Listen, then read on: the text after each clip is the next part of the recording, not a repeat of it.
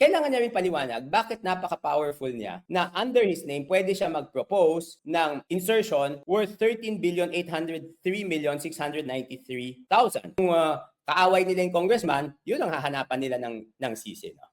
Okay, next. So sabi ko, dapat imbitahan si Saldico kasi tinuloy ko lang yung sinabi ni Congressman Erice. Unang-una, yung hinihingi ko small committee report, wala talaga. Hanggang ngayon, wala. Walang lumabas at all. Walang linabas at all. So, ilang araw na yun. So, ibig sabihin siya lang makakasagot nun. Pangalawa, doon sa BICAM, insertion ng pinag-uusapan, kailangan niya rin paliwanag bakit napaka-powerful niya na under his name pwede siya mag-propose ng insertion worth 13,803,693,000 na dinalagay niya sa iba't ibang distrito. Okay? Okay. Ang ibig sabihin nito, kasi kung normally, kung kaming congressman, magre-request kami ng dagdag na pondo doon sa distrito namin, ang lalabas na requestor is kami yung proponent, at mapupunta rin doon sa distrito namin. Pero dito sa 13,803,693,000, ang proponent lahat ito, iba-ibang distrito, si Saldico, hindi yung district congressman. So, ibig sabihin nito, kung titignan mo, hindi ito request ng district congressman, hinapunan sila ng pondo ni Saldico. Okay. Meron dito yung mga sinasabing bloated yung budget, 'di ba? Meron tayong nabanggit na dalawang distrito no na napakalaki. Yung lumobo sa BICAM. Ano po? Yung lumobo sa BICAM, yung original.